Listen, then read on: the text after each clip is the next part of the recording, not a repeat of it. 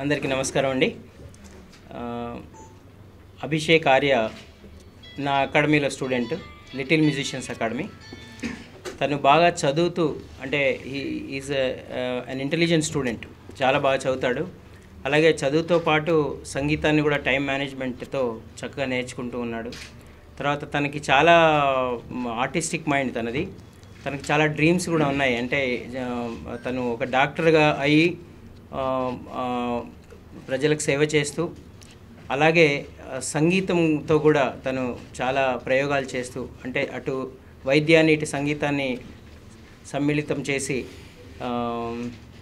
తను ట్రీట్మెంట్ చేయాలనుకున్నాడు. తను ఎన్నో పాటల్ని కంపోజ్ చేయాలి, పాడాలి, రాయాలి అనే డ్రీమ్తోనే ఉంటుంటాడు. ఎప్పుడు ప్రతిసారి వచ్చి సార్ ఇది ఎలా చేయాలి, అది ఎలా చేయాలని అడుగుతుంటాడు.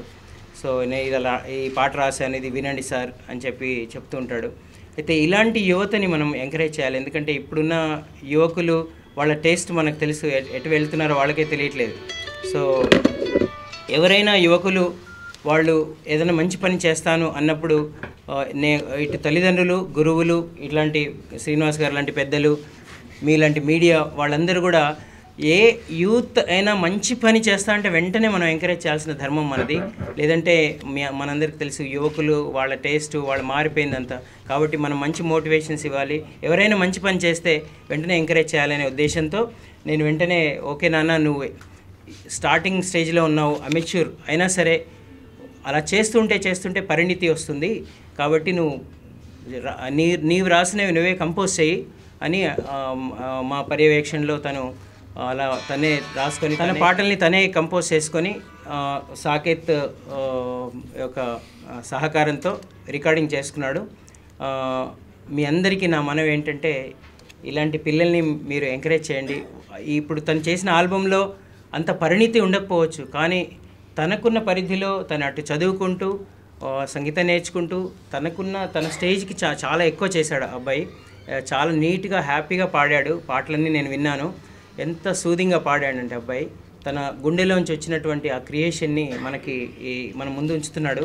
మరి ఈరోజు ఈ సీడీని గజల్ శ్రీనివాస్ గారు, సునీల్ కశ్యప్ గారు ఇలాంటి పెద్దల చేతి మీద రిలీజ్ చేయబోతున్నారు.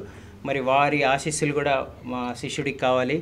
ఎందుకంటే ఇప్పుడు యూత్కి ప్రోత్సాహం కావాలండి. అందరూ ప్రోత్సహించండి. అది ఒకటి మాట నేను చెప్తూ, నేను చాలామంది పిల్లల్ని, శిష్యుల్ని తయారు చేస్తున్నాను, తయారు చేసి సమాజానికి అందిస్తున్నాను. ఇలాంటి పెద్దలందరూ కూడా వాళ్ళని ఆశీర్వదిస్తే వాళ్ళు నిజంగా చాలా పైకి వస్తారు.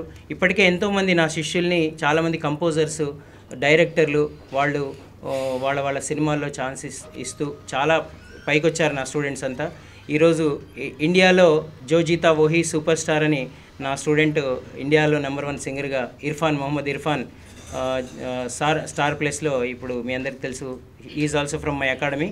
సో ఇలా మా పిల్లలందరినీ నేను తయారు చేస్తున్నాను. ఇలాంటి పెద్దలంతా ఆశీర్వదిస్తున్నారు, సినిమా ఇండస్ట్రీ ఆశీర్వదిస్తుంది, ముఖ్యంగా మీడియా వాళ్ళు చాలా ఆశీర్వదిస్తున్నారు. మీ అందరికీ ఈ సందర్భంగా నా కృతజ్ఞతలు తెలియజేస్తూ మా అభిషేక్ని కూడా మీరు ఆశీర్వదిస్తారని మీకు విజ్ఞప్తి చేస్తున్నాను. Thank you.